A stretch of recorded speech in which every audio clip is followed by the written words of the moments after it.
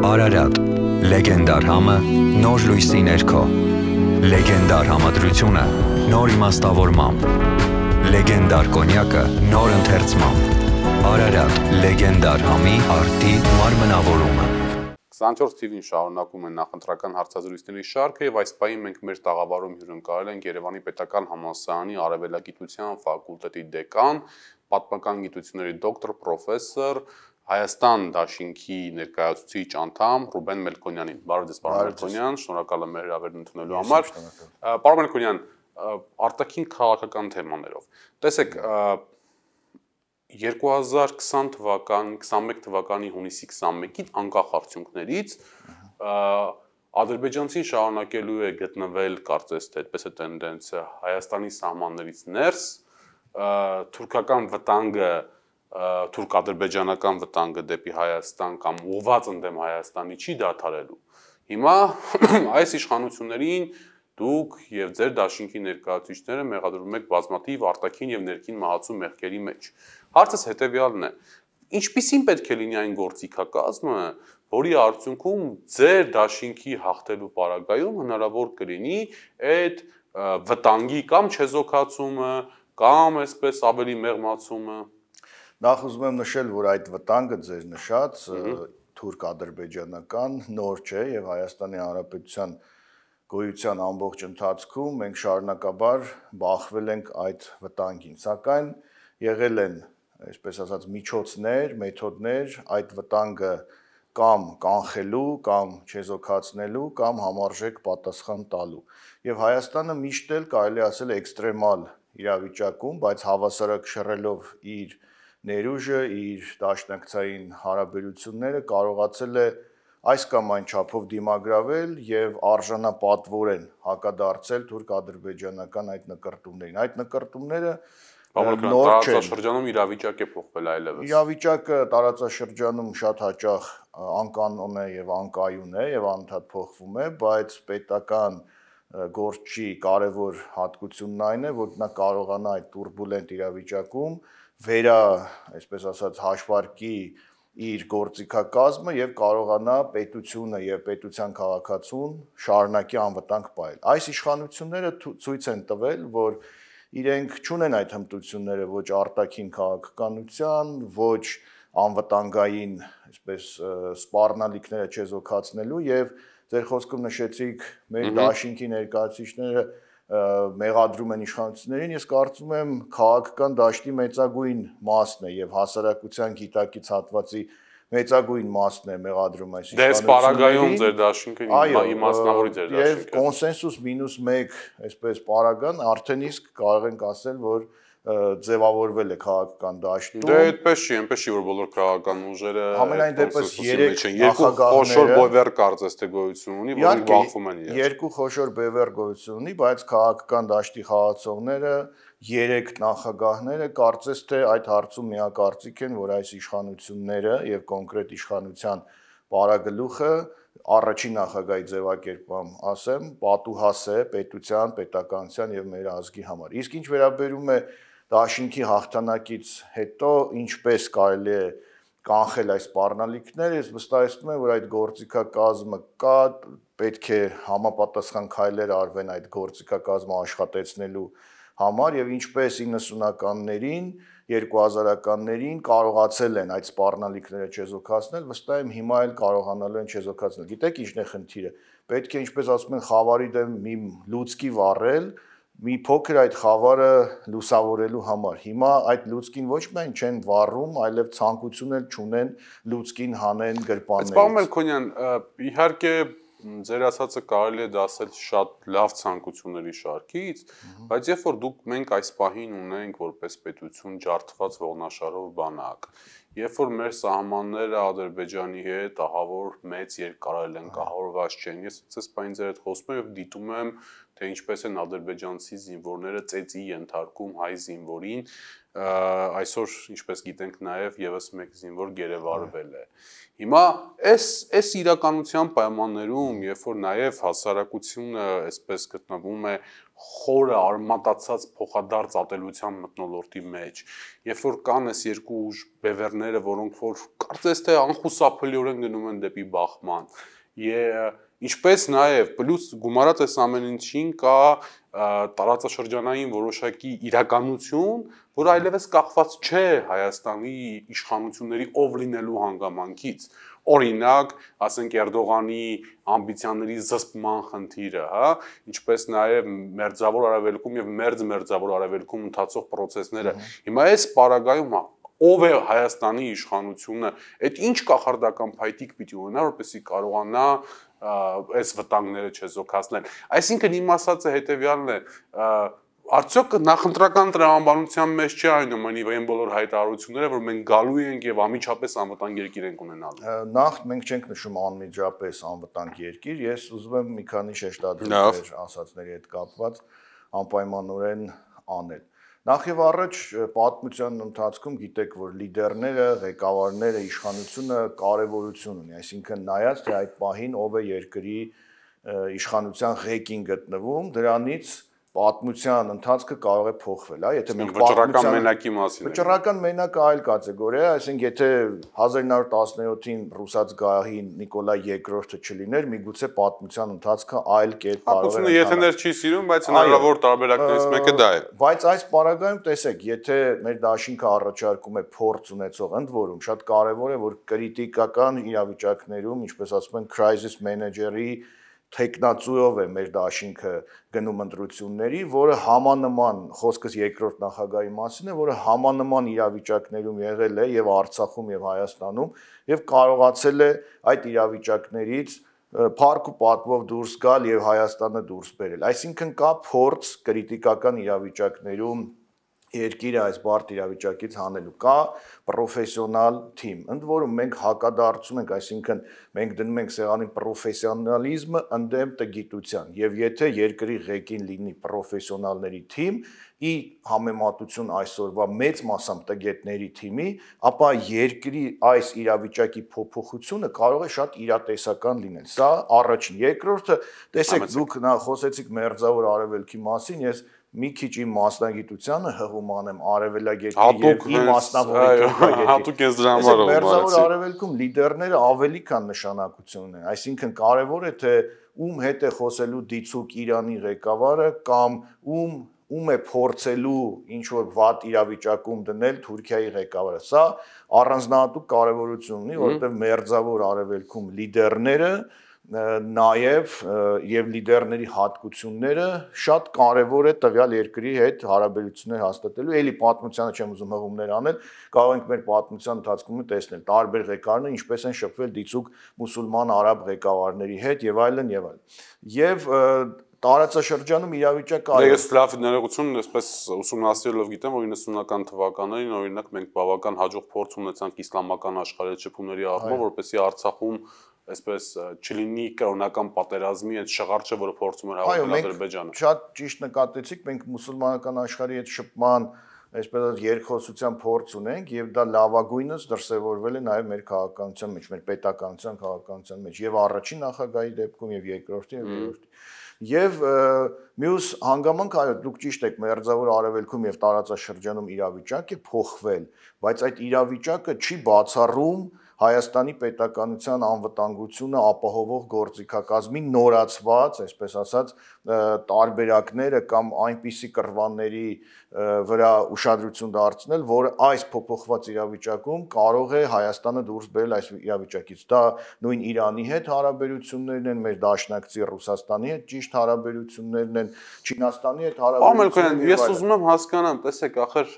այդ օրինակ ձեր թիմից բարբերաբար խոսվում է, որ հայ-ռուսական հարաբերությունները գտնվում են վտանգի տակ։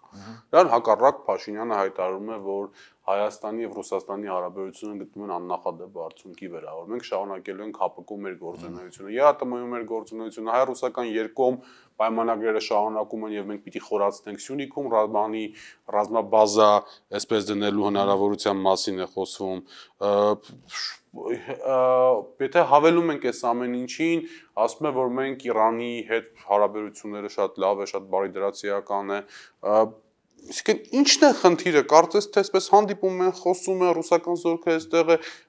ինչի եք մեղադրում, որ այս իշխանությունների մոտ չի ստացվել ռուսների հետ հարաբերություն, ռուսական կողմի հետ ռուսները։ Այս իշխանությունների մոտ չի ստացվել ոչ միայն Ռուսաստանի, այլև Իրանի, Չինաստանի եւ մյուսների հետ հարաբերություններ հաստատել։ Ինչն է կարևոր հանգամանքը, որ պետք է մենք տարբերակենք։ Միջպետական հարաբերություններում այնպես չէ, որ եթե իրավիճակը կրիտիկական չէ, տվյալ երկրի իշխանությունը, ղեկավարությունը չի բացահայտ արտահայտում իր դժգոհությունը մյուս երկրի իշխանությունների։ Այսինքն մենք չպետք է ակնկալենք, որ Ռուսաստանի բարձրագույն իշխանությունը կանգնի եւ ասի, գիտեք, մենք Հայաստանի հետ հարաբերությունից դժգոհ ենք, կամ առավել եւս Իրանը, որը այսպես դիվանագիտական լեզվի մասնագետ է, կամ Չինաստանը, բայց երեքի հետ էլ այս իշխանությունները հասցրել են տարատեսակ խնդիրներ ստեղծել։ Ինչ վերաբերում է Փաշինյանի հավաստիացումներին, գիտեք, արդեն հստակ կարող ենք ասել, կա սուտ, կա շատ մեծ սուտ եւ կա փաշինյանական ընկալումներ, որը այդ մեծ ստից էլ անդին է, եւ խոսել, որ հիմա հայ-ռուսական հարաբերությունները շատ լավ են, հղում անելով, որ դեռևս 90-ականներին հաստատված հայ-ռուսական հարաբերությունների հիման վրա բազան կա կամ բազայի նոր, չէ, ասում Սյունիքում պետք է Հայաստանի սահմանների անվտանգությունը ապահովելու գործառույթներ իրականացնում է Ռուսաստանը, միգուցե ընդլայնի իր բազաները եւ այլն, դա լրիվ ուրիշ թեմա է եւ կապ չունի այսօրվա իշխանությունների ճկուն քաղաքականության հետ։ Նույնը Իրանում, գիտեք, դետալներ կան, որոնք ցույց են տալիս, որ այս իշխանությունները պոպուլիզմից, մակերեսային, այսպես ասած, ձեռքբերումներից այն կողմ չեն կարողանում տեսնել կամ չեն ուզում տեսնել։ Օրինակ, Կանադայի վարչապետի եռագույն նասկիները ավելի կարևոր են, քան Կանադայի կողմից բայրակթարների կառուցման համար մատակարարվող զենք, ուրեմն դետալները Թուրքիային։ Այսինքն Կանադան դետալներ է մատակարարում Թուրքիային բայրակթարներ սարքելու համար, բայց վերջում հրաժարվեց, կարծես։ Բայց ամեն դեպքում այդ բայրակթարները արդեն կառուցված էին եւ բայրակթարները իրենց սև գործն արեցին, բայց մենք դա չենք կարևորում, կարևորում ենք եռագույն նասկիներ, կամ Մերկելի հետ սելֆին ենք կարևորում, չենք կարևորում, ասենք, ավելի լուրջ հարաբերություն։ Եվ մի նաև ձեր խոսքում նշեցիք երկու բևեռներ Բախում եւ այլն, երկու բևեռ, որ կա, դա հաստատ է։ Կա Հայաստան եւ ոչ Հայաստան, կա Հայաստան ու հակահայաստան, իսկ քաղաքական առումով այո, ընտրություններում կա Հայաստան դաշինք որպես ֆավորիտ եւ ցավոք սրտի կա Փաշինյանական խումբ, ցավոք սրտի ունենալով որոշակի ռեյտինգ, բայց ոչ թե որոշակի ռեյտինգ, ներողություն, ես ամեն օր հետևում եմ մասնակցության բերումով, թե ինչպես են վարչապետի պաշտոնակատար Փաշինյանին դիմավորում մարզերում, ինչպիսի այսպես խոսքեր են ասում, ինչ մեղադրանքներ են սովորական բնակիչների կողմից հնչում ձեր դաշինքի առաջնորդի հանդեպ, այսա ինչով կարող եք բացատրել, այսինքն ինչպես է ստացվում, որ դուք ասում եք, որ կա որոշակի ռեյտինգ, որ Փաշինյանին մնաց 10 քանի օր եւ այլն, բայց գյուղերը քաղաքները բացում են իրենց դռները վարչապետի պաշտոնակատարի առջև եւ չեն մեղադրում նրան պարտության եւ այլ բաներ, ասում են, որ 30 տարի մենք ունեցել ենք պսևդո երկիր, որի արդյունքում այս ամեն ինչը կոպիտ ասած ջարդվեց Փաշինյանի վրա։ Տեսեք, ես նախորդ միտքը շարունակեմ, դուք ասում եք Բախում երկու բևեռների միջև։ Մեր դաշինքը բախման չի տանում, մեր դաշինքը գնում է ծրագրերով։ Մյուս կողմը, քանի որ չունի ասելիք, չունի ծրագրերին հակադարձելու ինչ-որ բան, բնականաբար խոսում է էժան պոպուլիստական եւ եթե անգամ դա էժան պոպուլիզմ է, դա աշխատում է թե ոչ։ Աշխատում է, իհարկե, պոպուլիզմի զոհերը հասարակության մի շերտն են եւ տեսեք, նաեւ անցնելով սահմանը այն պահին, երբ որ մեր սահմանները վտանգված են եւ մեր զինվորները գերվում են, Փաշինյանը հոխորտում է ու սպառնում է հայաստանցիներին, սպառնում է Հայաստանի քաղաքացիներին։ Բայց ասում են ինչ, ասես սահմանները անվտանգ չեն, որովհետեւ այս իշխանությունը, այսինքն նախին իշխանությունում նա ինչ էր անում, նա ուներ մեծ մանդատ, շատ լուրջ մանդատ։ Ասում է մենք վերջի 3 տարվա ընթացքում ամենաշատ բանն է, զենքն ենք արտադրել, այդ գնել ներողություն, մենք էս ենք արել, բայց ասում է հնարավոր չէ 15 տարվա չարածը 20 տարվա չարած անել։ Դա նույնպես պոպուլիզմի շարքից է, որովհետեւ 18 թվականին ձեռք բերված կամ 18-ից հետո ձեռք բերված զենքերի պայմանագրերը բնականաբար ստորագրվել են, կնքվել են, քննարկվել են, բանակցվել են 18-ից առաջ։ Այսինքն Հայաստանի պետականության ձեռքբերումը, այսինքն օրինակ զենքերի ձեռքբերման հետ կապված, այս իշխանությունները վերագրում իրեն, բայց նախորդ իշխանության բաց թողումները համարում են նախորդ իշխանությանը եւ քննադատում են, բայց նախորդ իշխանության, ասենք, ձեռքբերումը զենքերի հետ կապված համարում է միայն իրենը։ Ինչ վերաբերում է հասարակության այդ այո, հասարակության այդ ընդունելությանը, գիտեք, դա իրոք ողբերգություն է եւ մենք հիմա բախվել ենք, այսպես ասած, այնպիսի մի իրավիճակի, երբ տրամաբանության սահմաններում բացատրել, թե ինչպես կարող է պարտված, ձախողված, ամեն ինչ տապալած երկրի ղեկավարին հասարակության այդ շերտը այդպես ընդունի։ Սա ինչ ես հասարակության այդ մեր քույրերին եւ եղբայրներին, մեր հորեղբայրներին եւ մորաքույրներին ես համարում եմ ուրեմն քարոզչական տեխնոլոգիաների, քաղ տեխնոլոգիաների եւ մամուլի մեդիա տերորի իրոք զոհեր, որովհետեւ գյուղերում հատկապես դուք շեշտում եք գյուղեր, այո, գյուղերում երևի թե հրամցվում է միայն այսպես իշխանահաճո քարոզչություն եւ հաճախ այդ ձևակերպումները տրամաբանության սահմաններից դուրս են, ասենք օրինակ Հռոմի Պապը ուզում էր գերիներին բերել, Քոչարյանը չթողեց։ Այսինքն դա մեկնաբանել, դա բացատրել ուղղակի անհնար է։ Ու նաև նույն կերպ անհնար է բացատրել, մեկնաբանել ժամանակավոր պաշտոնակատարի Փաշինյանի տարբեր արտահայտություններ, տարբեր մտքեր եւ այլն։ Պոպուլիզմից ենք խոսում, պարոն Մելքոյան, ձեզ էլ են մեղադրում պոպուլիզմի մեջ։ Ավելին մեղադրում են մարդկանց գիտակցությանը տերորի ենթարկելու մեջ, գիտակցությանը տերորի ենթարկելու մեջ։ Օրինակ, ասում են, որ Մեղրի միջանցք, Սյունիքի միջանցք, Զանգեզուրի միջանցք արտահայտություն Հայաստանը չի քննարկել, չի քննարկում եւ չի քննարկելու, բայց դուք հետեւողականորեն շարունակում եք հայտարարել, որ լինելու է Մեղրիի միջանցք, որ դա կախված է Հայաստանի գլխին։ Ձեր դաշինքը, սա մեկ։ Երկրորդը, ասում են, որ դուք բազմիցս ու բազմաթիվ անգամներ մեղադրել եք, որ ռեգիոնալ այսպես կոմունիկացիաների բացումը անթույլատրելի է, Սյունիքում մարդկանց հետ խոսել եք, էսե կարևորն է, եւ Վալա Ռոբերտ Քոչարյանը հայտարարեց, որ մենք կոմունիկացիաների բացմանը դեմ չենք առանձնապես։ Այսինքն, միգուցե ձեր մոտ էլ կա այդ որոշակի տեսեք, պոպուլիզմի գեր դոզավորումը կործանարար է եւ մենք ամեն դեպքում անգամ այս նախընտրական շրջանում փորձում ենք հեռու մնալ պոպուլիստական այդ արատավոր տենդենսներից եւ հասարակության հետ խոսել անկեղծ, քանի որ սա սովորական ընտրություններ չեն եւ մեր սիրելի ու հարգելի հասարակությանը ես դիմում եմ, որ ոչ թե սրանք արտահերտ ընտրություններ են, այլ աննախադեպ ընտրություններ են, որտեղ կշեռքի նժարին իրոք դրված է Հայաստանի լինել ու չլինելու հարցը։ Ինչ վերաբերում է այդ ձևակերպումներին մերկապարանոց, գիտեք, այս տարիների ընթացքում այնքան կեղծիք է հավաքվել քաղաքական դաշտում, այնքան մեղադրանքներ են հնչեցվել ու այդ մեղադրանքների մի մեծ հատվածն էլ հասցեագրված է Ռոբերտ Քոչարյանին, որոնց մեծագույն մասը իրականությանը չի համապատասխանում, որ այդպիսի այդ ձևակերպները Մեղրի հետ կապված, միջանցքի հետ կապված եւ այլն, երևի թե ամենամեղմ մեղադրանքներն են, որ հասցվել է։ Ես չեմ խոսում 90-ականների վերջին Մեղրի դեմ։ Չէ, ես կոնկրետ օրինակներ ասեմ։ Ճանապարհների ապաշրջափակմանը եւ կոմունիկացիաների բացմանը որևէ իշխանություն, որևէ քաղաքական ուժ դեմ չի կարող լինել, որովհետեւ հատկապես մեր տարածաշրջանում դա մեզ համար ունի կարևորություն, բայց նայած թե ինչի հաշվին է դա արվում։ Եթե արվում է քո անվտանգության, քո արժանապատվության, քո գոյության հաշվին, իհարկե մենք դրան դեմ ենք, բայց մենք դրա համար հռչակել ենք արժանապատիվ խաղաղության կարգախոսը, դրա տակ տեղադրվում է նաեւ կոմունիկացիաների եւ մյուսների բացման, արժանապատվության գաղափարախոսության ծիրում բացման հնարավորությունը։ Ինչ վերաբերում է Մեղրիին, տեսեք, ես ուղղակի տրամաբանական հարց եմ տալիս։ Եթե այն տարբերակը ինչ որ քննարկվել է Մեղրիի հետ կապված Քոչարյանի ժամանակ, այդքան ձեռնտու էր Ադրբեջանին, ինչու Ադրբեջանը չի ստորագրել եւ չի։ Ես ասում եմ, որ Քոչարյանի թիմը, ոչ միայն Քոչարյանի թիմը, այսպես Նիկոլի Փաշինյանի բանը, ընդդիմախոսները, ասում են, որ Զանգեզուրի միջանցք է լինելու, Մեղրիի միջանցք, այս մարդը մեռավ ասելով, Զանգեզուրի միջանցք չի լինելու, Մեղրիի միջանցք չի լինելու, դուք շարունակում եք ասպետ լինելու է։ Գիտեք, այդ մարդը քանի անգամ է ասել, որ այս հարցը այսպես է լինելու, բայց 3 օր հետո այդ հարցը ճիշտ հակառակ ձև է եղել եւ նա ասել է, ես 3 օր առաջ այդպիսի բան չեմ ասել։ Դրա համար Փաշինյանի ասածների վրա,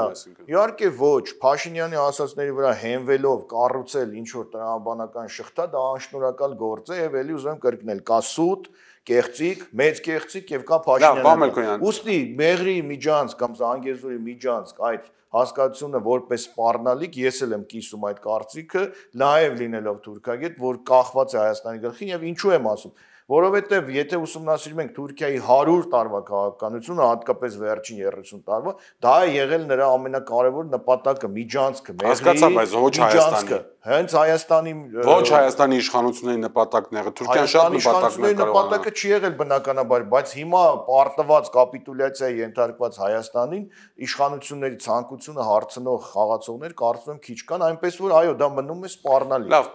պարոն Մելքոյան, այսպես ձեր ոլորտից է հատկապես ուզում եմ որ այս մասին նաև խոսենք։ Հայաստանում այլևս մեծ հաշվով չկա արտաքին քաղաքական գերատեսչության բարձրացիան պաշտոնյա։ Նախարարի պաշտոնակատար հրաժարական է տվել, 3 նախարարի տեղակալներ հրաժարական են տվել եւ ստորագրվել է, 4-ին հրաժարական տվել է, դեռ չի ստորագրվել, չգիտենք զարգացումը ինչպես կլինի։ Հիմա ինչ կարող էր պատահած լինել, որ արտաքին քաղաքական գերատեսչության այսպես բոլոր հիմնական դերակատարները հրաժարական տան, սա մեկ, երկրորդը այս պատերազմական իրականության պայմանները։ Օրինակ, վաղը Հայաստան է ժամանում ԱՄՆ փոխպետքարտուղար Ֆիլիպ Ռիգերը, ինձ հետաքրիր է ով է արտգործնախարարությունից բանակցելու, ով է լինելու մեր այսպես հայաստանյան կողմը արտաքին քաղաքական։ Հիմա այդ ինչ պիտի պատահածներ, որ այս ծանրագույն իրավիճակում այս դիվանագետները որոշեին տուն գնային։ Իդեպ իշխանության կողմից կան կարծիքներ, որ սա դիվերսիա է, որ սա հատուկ է արվում իշխանությունների դեմ, այո, Ռոբերտ Քոչարյան, Սերժ Սարգսյան եւ այլն։ Ձեր հարցի մեջ պատասխանը, այսպես ասած, ուրվագծվում է, այնինչ պետք է լիներ, որ փորձառու դիվանագետները հրաժարական տային, կարծում եմ այդ այնինչը բավական լուրջ, այսպես ասած, սպառնալիք է, լուրջ երևույթ է, որը ստիպել է մեր փորձառու դիվանագետներին հրաժարական տալ։ Իդեպ, ես ուզում եմ նշել, որ արտգործնախարարության մեծ մասը ի պատիվ իրենց շարունակել են հավատարիմ մնալ իրենց պրոֆեսիոնալիզմին եւ իրենց առաքելությանը եւ փոփոխություններից հետո էլ Հայաստանի պետականության շահը եղել է նրանց առաջ տանող միակ գաղափարը։ Իդեպ փոխնախարարներն էլ, նախարարն էլ արևելագետներ են եւ կարծում եմ որ ձեր ֆակուլտետի այո շրջանավարտներ եւ կարծում եմ անկեղծ են ու ազնիվ են եղել պետականության իրենց մասնակցության առաջ, բայց եթե այս պահին նրանք հրաժարական են տալիս, ուրեմն հասարակությունը, Նիկոլին ծափահարողները, Փաշինյանին ծափահարողները եւս մեկ անգամ պետք է իրենց հարց տան, արդյոք բոլորը դավաճան են, արդյոք բոլորը դիվերսիա են անում, միգուցե մի պահ այդ Փաշինյանին ծափահարողները այսպես ասած կանգ առնեն եւ փորձեն մտածել որ միգուցե Փաշինյանն ու իր թիմն են մեղավոր, որ բոլորը գլխավոր շտաբը մեղավոր է, արտգործնախարարությունը մեղավոր է, բոլորը մեղավոր են, միայն Փաշինյանը մեղավոր չէ։ Ուրեմն այնպիսի իրավիճակ է, որ մեր դիվանագետները հրաժարվում են մասնակիցը դառնալ Հայաստանի դիվանագիտական կապիտուլյացիային, ինչպես եղել է ռազմական կապիտուլյացիա։ Ավարտում ենք, պարոն Մելքոյան, ես ուզում եմ որպես մտավորական դուք տակ հետեւյալ բարձի պատասխանը, արդյոք պարտության մեջ մեղավոր է միայն Նիկոլ Փաշինյանը։ Գիտեք, Այն ինչու որ մեղադրվում։ Տեսեք, երբ որ ստանձնում է պատասխանատվությունը մի իշխանություն եւ նրա ղեկավար, իհարկե հիմնական մեղավորն ու պատասխանատուն դառնում են նա։ Ուստի եթե մենք քաղաքական գնահատական ենք տալիս, այո, մեղավոր է կոնկրետ իշխանության ղեկին եղածը։ Հիմա նույն կերպ ես այդ հարցը կարող եմ ձեզ փոխադարձել, եթե մեքենան վթարվում է, վարորդն է մեղավոր, թե վարորդի կողքին նստած մեքենայի սեփականատերը, որը անվադողերը ճիշտ ժամանակին չի փոխել։ Այդ պահին մեղավոր է մեքենան վարողը։ Հիմա մեր գրոտեսկ է ձեր կողմից, որովհետև տրիվիալ օրինակ է, որովհետև այստեղ ուրիշ բան գոյություն ունի։ Մենք գրոտեսկային շրջանում ենք ապրում։ Գլխավոր շտաբը կազմակերպում է մարտական գործողությունները, ու ճակատամարտերը ինքն է իրականացնում։ Հետո ստացվում է այնպես, որ այդ նույն գլխավոր շտաբի գեներալները այդ ընթացքում վերցնում են նույն վարչապետ գլխավոր պատերազմական օրերի գլխավոր գերագույն հրամանատար Նիկոլ Փաշինյանից ուսադիրներ, ազգային հերոսի կոչումներ։ Հետո ստացվում է այնպես, որ երբ որ պատերազմը պարտվում են եւ կնքվում է այդ կապիտուլյացիոն թուղթը, բոլորը կարծես ամեղանում են եւ չկմեղանում են եւ ասում են, որ մի հոգի է մեղավոր։ Հիմա լինում է այսպես այս պատմության մեջ, որ վիրամեղավոր է լինում մի հոգի։ Այս հարցի համատեքստում նայենք, ձեր այսպիսի հարցադրման, հա, Իհարկե մեղավոր են շատերը, որոնք նաև չեն դիմացել գայթակղությանը, որովհետև կա սկզբունք եւ սկզբունքին եթե հավատարիմ են մնում, ուրեմն չպետք է վերցնեին որևէ ուսադիր եւ չպետք է վերցնեին որևէ պարգև։ Նրանք ովքեր ճիշտ ժամանակին լինելով այդքան փորձառու չեն կողմնորոշվել ու համագործակցել են Փաշինյանի հետ, վերցրել են ուսադիրներ, կոչումներ, պաշտոններ եւ այլն, բնականաբար նրանք նույնպես ունեն մեղավորության իրենց բաժինը, բայց չմոռանանք մենք քրիստոնյա առաջին պետությունն ենք եւ եթե ժամանակին կամ էլ ժամանակից ուշ այդ մարդիկ գիտակցել են իրենց սխալը, կանգ են առել եւ փորձել են կասեցնել այս արատավոր ընթացքը, ուրեմն նրանք նույնպես արժանի են դրական գնահատականի, որովհետեւ սխալի կես ճանապարհից գոնե կանգ են առել։ Ցանկալի կլիներ, որ ոչ ռազմական գործիչները, ոչ դիվանագետները չգնային, չխորանային այդքան Փաշինյանի հետ այդ հանցակցության մեջ այդքան երկար ժամանակ չգտնվեին, բայց գոնե կես ճանապարհին կամ ճանապարհի ապոկալիպտիկ ավարտին մոտ նրանք կանգ են առել, այնպես որ հիմա մենք չենք գնահատական տվողը ու դատողը։ Բնականաբար, որպես մտավորական հետաքրքիր ձեր կարծիքը։ 24-ի եթերում Երևանի Պետական համալսարանի Արևելագիտության ֆակուլտետի դեկան, Հայաստան նախընտրական դաշինքի ներկայացուցիչ Ռուբեն Մելքոնյանն էր։